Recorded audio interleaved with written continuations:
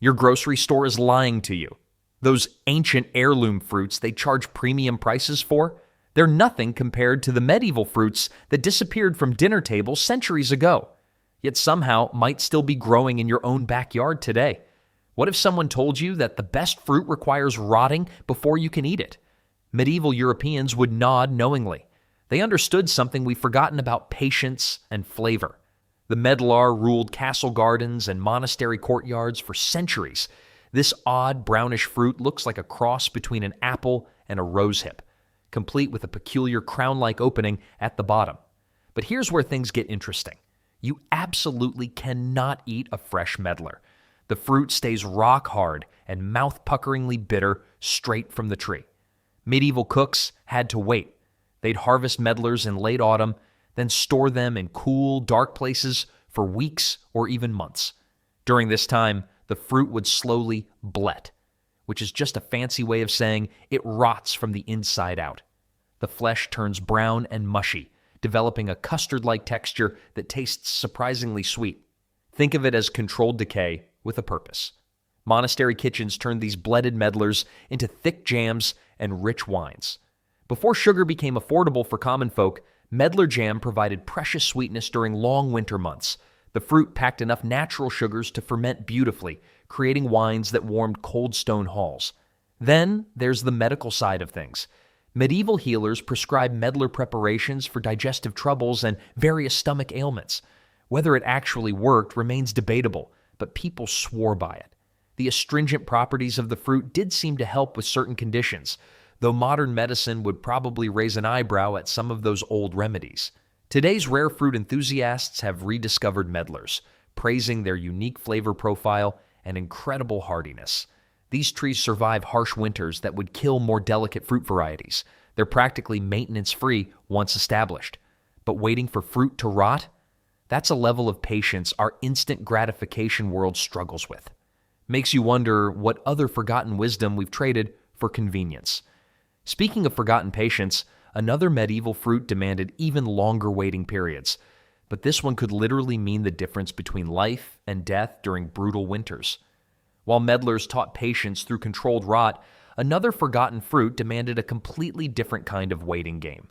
Sorb apples hung on trees like bitter disappointments, their astringent flesh puckering mouths and crushing hopes, but medieval families knew better than to give up on them. The secret wasn't in the tree or the timing of harvest, it was in the cellar. Those rock-hard, inedible sorb apples needed months of cold storage to work their magic. Winter's chill slowly broke down the harsh tannins, transforming bitter fruit into something surprisingly sweet.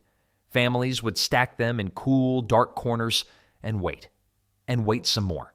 This wasn't just about having dessert after dinner. Sorb apples became literal lifesavers during harsh winters when other food ran out. The transformed fruit could be eaten fresh or fermented into a tart cider that lasted for months without spoiling. When plague struck or crops failed, those patient families had backup nutrition sitting in their cellars. Medieval healers swore by sorb apple remedies too. They crushed the fruit into extracts for treating fevers and even claimed it worked against snake bites. Whether it actually helped or just gave people hope during desperate times, we'll never know for sure. Then there's the wood itself, which medieval craftsmen prized almost as much as the fruit. Sorb apple trees produced incredibly dense, strong timber, perfect for making tools that wouldn't break under pressure. Violin makers and other instrument crafters sought out this wood for its acoustic properties. The tree basically offered a 2-for-1 deal: food for the family and materials for work. The weird part is how completely we've forgotten about sorb apples today. These trees still exist, still produce their bitter then sweet fruit, but hardly anyone bothers with them anymore. We've traded patience for convenience, losing a fruit that once meant the difference between surviving winter and starving through it. But not every forgotten fruit required months of waiting in dark cellars. Some thrived on being completely ignored, growing wild and feeding people for centuries without any human help whatsoever.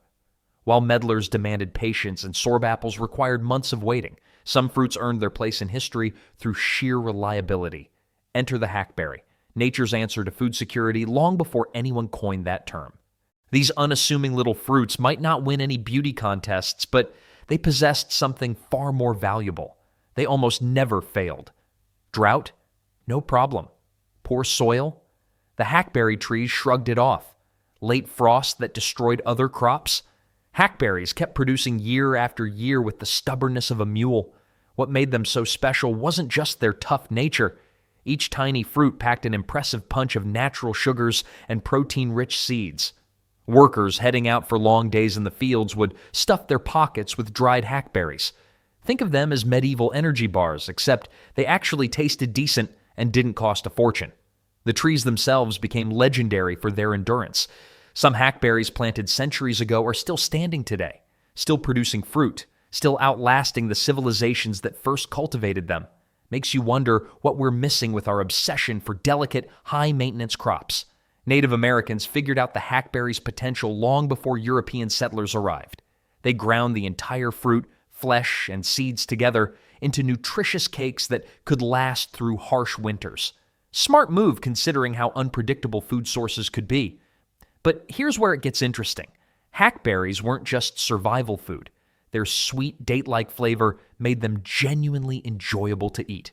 Children would climb the sturdy branches, stuffing themselves silly, while parents appreciated having one less meal to worry about. The trees required zero care, zero fertilizer, zero fussing around. Even today, you can find wild hackberry trees scattered across much of North America.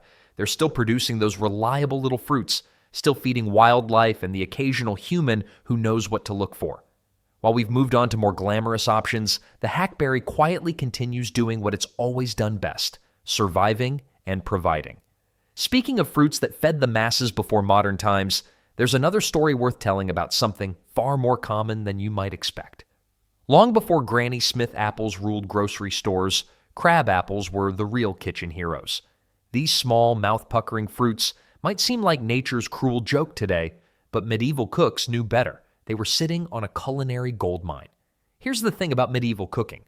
Everything needed that perfect sour punch. No lemons hanging around European markets back then.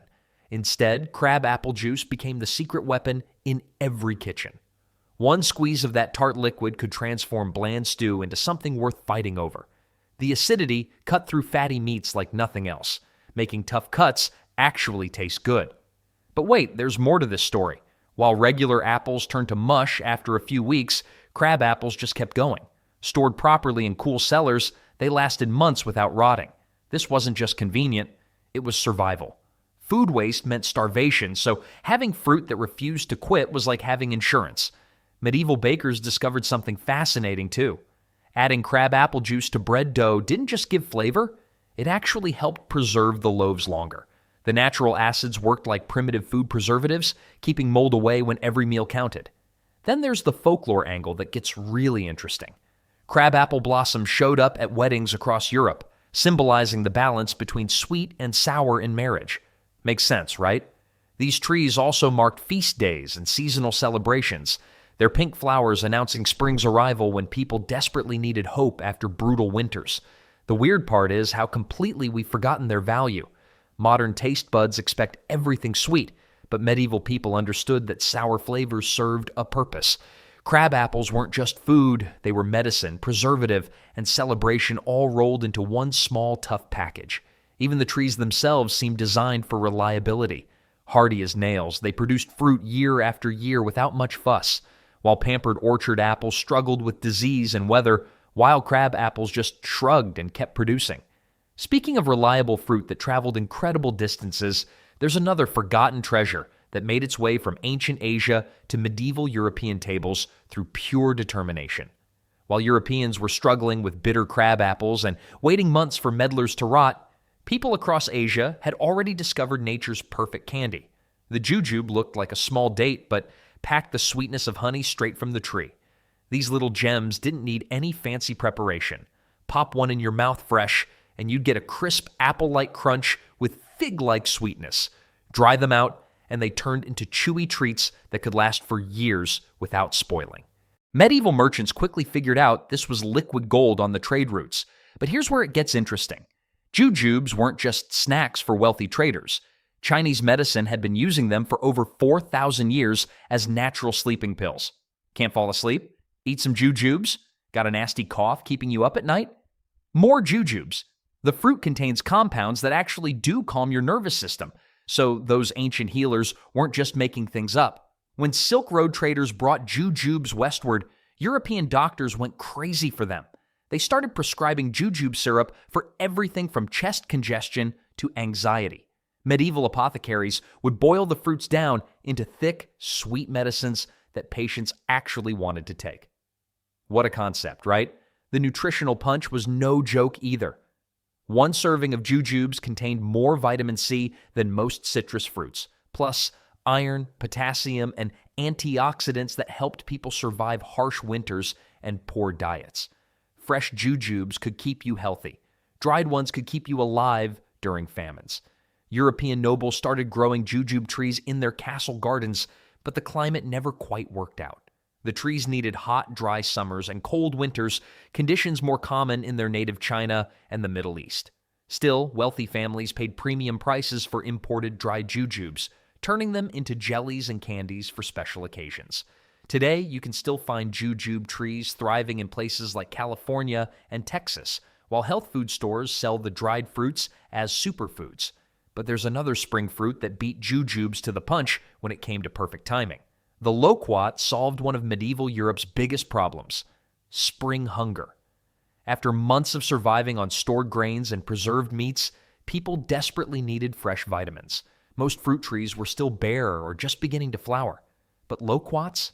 They were already golden and ready to eat. These peculiar trees bloom in autumn when everything else is shutting down for winter. While other plants prepare for dormancy, Loquat flowers brave the cold months. By early spring, when scurvy and vitamin deficiencies plagued entire communities, these orange gems provided salvation. The timing was absolutely perfect. Wealthy households turned Loquats into elegant compotes. They'd simmer the fruit with honey and spices, creating what amounted to medieval luxury food. Makes sense, right? Fresh fruit in March was basically edible gold. Only the well-connected could afford such delicacies when everyone else was still gnawing on turnips. But here's where it gets interesting. Loquats weren't just about showing off wealth. The fruit packed serious nutritional punch exactly when bodies needed it most. After months of vitamin-poor winter diets, people were weak and sick. Loquat flesh delivered vitamin A, potassium, and natural sugars that literally brought families back to health. The trees themselves were oddly reliable. Unlike finicky stone fruits that demanded perfect conditions, Loquats adapted to different soils and climates. They produced fruit year after year with minimal fuss. Medieval gardeners loved that consistency. Then there's the curious fact about their seeds. Large and glossy, they were sometimes ground into flour during particularly harsh famines. Not exactly gourmet cuisine, but desperate times called for creative solutions. Every part of the harvest mattered when survival was on the line. Today, you'll find Loquat trees thriving in California gardens and farmers' markets. They still ripen early, still provide that burst of spring nutrition our ancestors craved. The difference now? We take that timing for granted. Speaking of timing, some medieval fruits went the opposite direction entirely. Instead of arriving early, they required patience that bordered on madness. Which brings us to another story about waiting for the perfect moment to strike. Ever tried eating a raw sloe berry? Don't. Your face will scrunch up like you just kissed a lemon wearing socks. These tiny dark blue fruits from the blackthorn bush are so astringent they'll make your mouth feel like the Sahara Desert had a baby with a pickle. But here's where medieval folks got clever. What nature made unpalatable fresh, they transformed into liquid gold. Sloe gin became the drink of choice across Europe, and not just because people wanted to get tipsy. The berries packed serious medicinal punch when steeped in alcohol. Medieval families would gather sloes after the first frost hit. Frost was crucial. It broke down the fruit's cell walls and made the flavors more accessible. Smart grandmothers knew to wait until October, sometimes November, before sending kids out to brave the blackthorn's vicious spikes. Those spikes weren't just annoying obstacles either. Blackthorn bushes served as living barbed wire around medieval properties. Plant a row of these thorny monsters and you've got yourself a fence that laughs at intruders. Cattle couldn't push through, thieves thought twice, and wild animals found easier targets. Then there's sloe leather, basically medieval energy bars. Families would cook down the berries with honey into thick, chewy sheets that travelers could roll up and carry for weeks. One piece provided serious staying power during long journeys. The medicinal cordials made from sloes treated everything from stomach troubles to winter colds. Medieval healers swore by blackthorn bark tea for fever, though the berry wine probably worked better at making patients forget their problems. What makes sloes special is their reliability. Blackthorn bushes grow practically anywhere and produce fruit year after year without fuss. Drought, poor soil, harsh winters, these plants shrug off conditions that kill other fruit trees. Today, you'll still find wild blackthorn growing along old hedgerows throughout Europe and parts of America. Modern gin distillers pay premium prices for wild sloes, keeping this ancient tradition alive.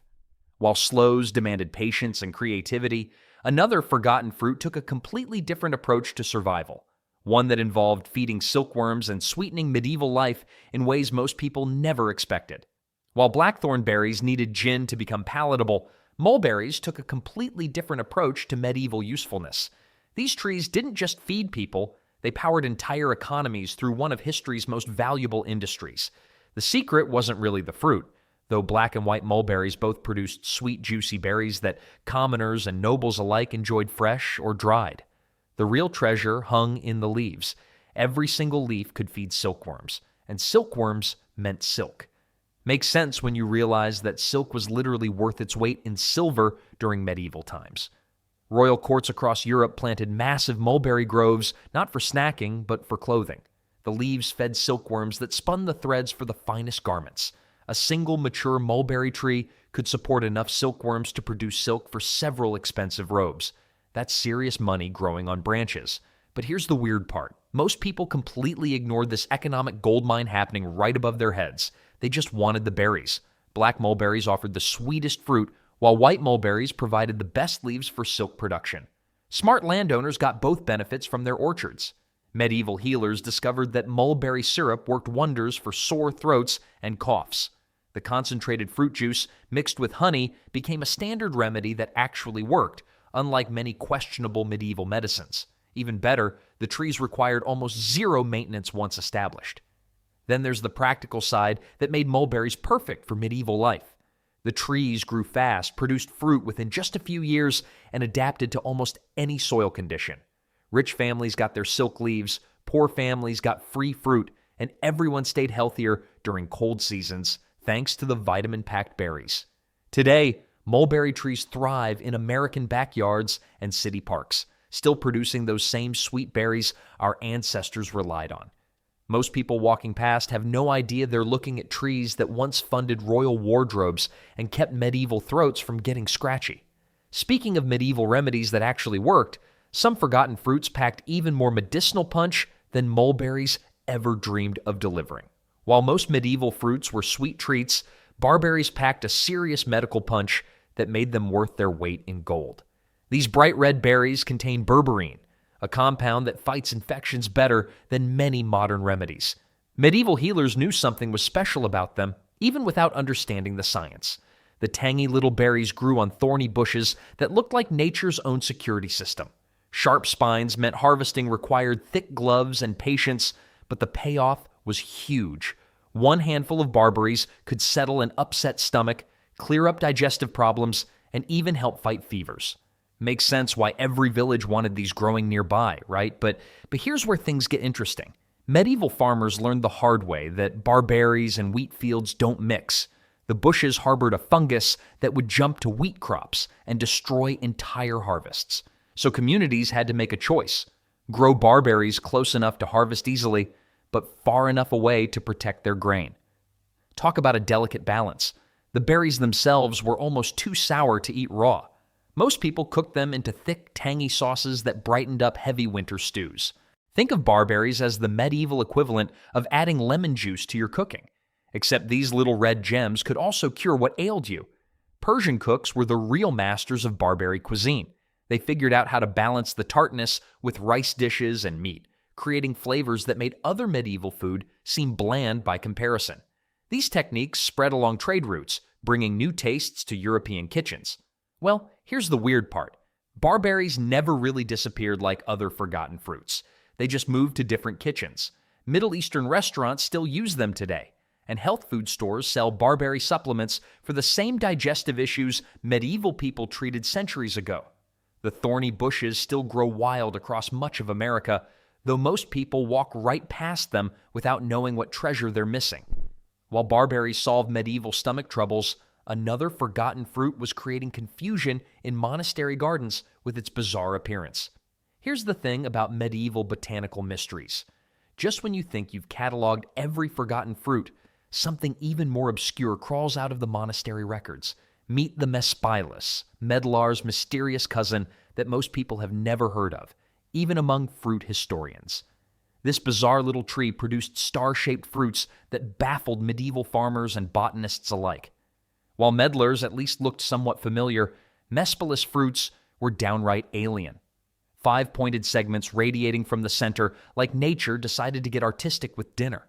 The confusion was so widespread that many texts from the time simply lumped it together with other strange monastery fruits rather than attempt proper classification. But here's where it gets interesting. Mespilus was never meant for common folk. Monastery gardens jealously guarded these trees, cultivating them exclusively for special feast days and visits from nobility. The fruit had to be eaten soft, just like its medlar cousin, developing a custard-like texture that apparently impressed medieval dinner guests. Makes sense, right? Nothing says exclusive monastery dining like fruit that looks like medieval artwork. The weird part is how rare mespilus remained even during its heyday. Most villages had never seen one. Even monastery gardens typically house just a single tree, treating it more like a botanical curiosity than serious food production. The star-shaped fruits took considerable skill to prepare properly, and timing the perfect softness required expertise most cooks lacked. Then there's the taste factor. Historical accounts describe mespilus as intensely floral with honey-like sweetness when perfectly ripe. Too early and you'd get bitter disappointment. Too late and it turned to mush. Medieval diners had maybe a 3-day window to experience this legendary flavor. Well, guess what survived? Against all odds, specialty groves still maintain mespilus trees today. These living relics represent one of history's most exclusive fruits, cultivated by dedicated enthusiasts who appreciate botanical rarity. Finding fresh mespilus fruit remains nearly impossible, but knowing these ancient trees still exist connects us directly to those secretive monastery gardens where medieval monks perfected the art of exclusive dining.